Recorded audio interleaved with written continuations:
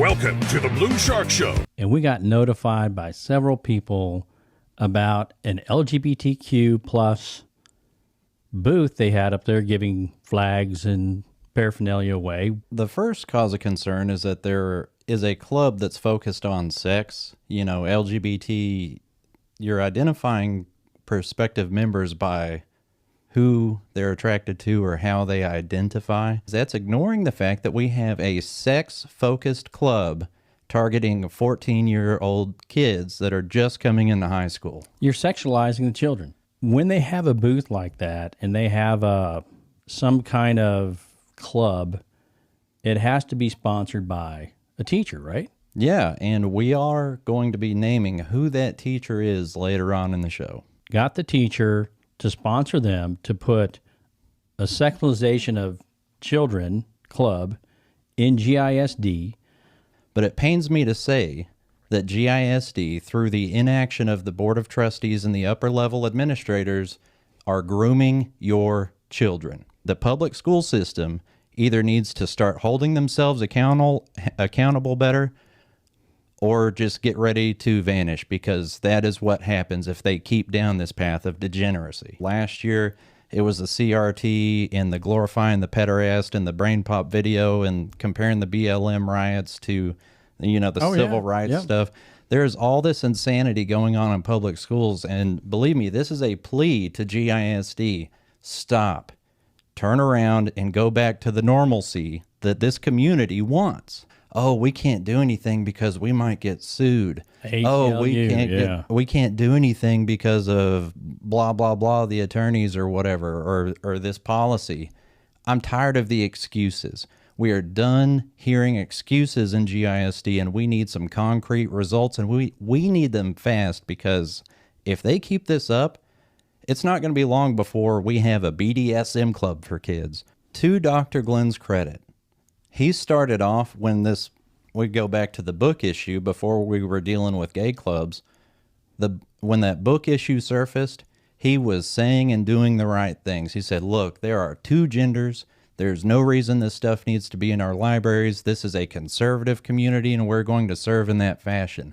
Then we have a trustee problem. Yeah. I think all of these problems, these social issues that are infecting public education, this indoctrination that's going on, and the normalization of abnormal behavior that's going on in GISD, is a direct result of a lack of leadership on that board of trustees. Let me read the statement that Melanie Graff put out on social media. And it says, school is for education, not sexualizing children.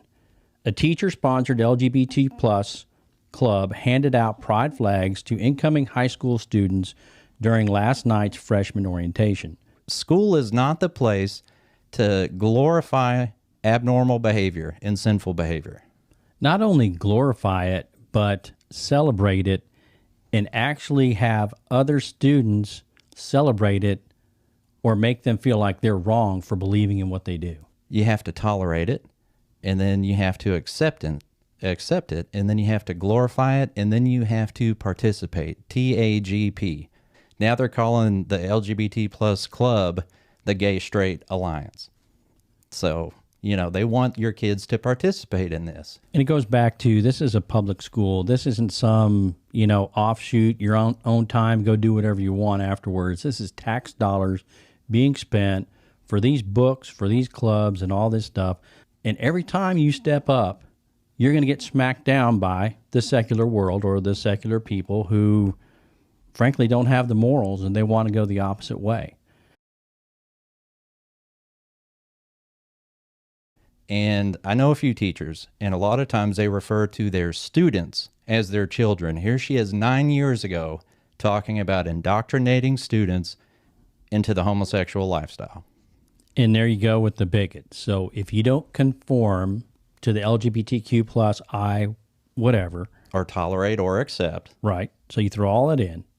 You're a bigot. Not only you're a bigot, but you should be shamed. Oh, yeah. Not only should you be shamed, you shouldn't have one word to say against this because of how hateful you are. When in fact, it's total opposite. This is a public-run school, which they're losing kids left and right, and they're losing teachers. And the big theme is, it's because of all this politics that are involved. No. You get the real graphs and the real, what's going on. And it's not. It's because of the way the kids are nowadays. It's because of the parents and the toleration that's going on. And this needs to change. And you said, my children will be in that majority.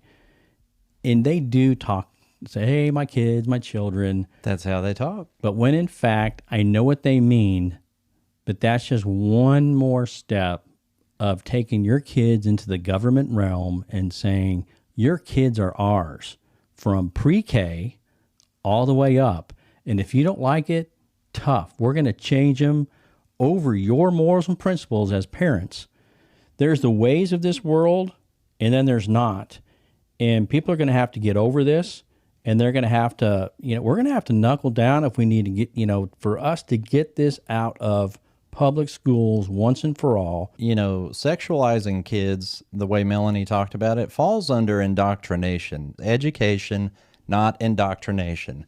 Not indoctrination to Common Core stuff, not indoctrination to anti-white, supposedly anti-racist teachings, and now not indoctrination to sinful and abnormal lifestyles with the LGBT stuff. It takes somebody with moral fortitude to stand up and to put up with these people that constantly go after them, the intolerant group that does, on these issues. We have to have conservative fighters. We don't have a choice. And this all really falls under the umbrella of the communist takeover of the United States. Look at it. We have Christians around here that are trying to make excuses for having a gay club at a public school. A gay club for kids. That's what that is. That LGBT club, that is a gay club for kids. One could argue that it's a gay sex club for kids. Now, I'm not saying that, but I've heard people say it. Well, then that starts with your grooming process, and that starts with whoever, sponsored this. And you go back 9 years into that background, and this is what you get. You get some very patient people that are trying to go in and sexualize your kids. And they always use the excuse of, well, we don't want to get sued. The Texas Education Agency, as it relates to the book specifically, came out and said, school districts, y'all can basically do whatever the heck you want. You can rewrite your policies. You can have your superintendent get the smut out. Whatever you need to do that's right for your district, go ahead and do that. If you know it's in there, it's sexually explicit, and it's pornography, then you should be charged with it. If you're a librarian, if you're a trustee, and you know about it, you're culpable to that. The communists, and I do still call them communists, they don't want that stuff out of the schools. They want to destroy the nuclear family. They want to desensitize all these kids, and they want to raise a generation or generations of docile, obedient, passive drones to do the jobs that machines haven't learned to do yet until they really start implementing population control. Well, and it's funny because the trustees will either double down and start gaslighting everybody and say, we can't disband this club because it's already started, or attorneys or whatever. Or there's a remote chance that they do the right thing here and shut this down. But with history as an indicator, that's not going to happen. But if they do, it's because we told them to. This is public education at GISD.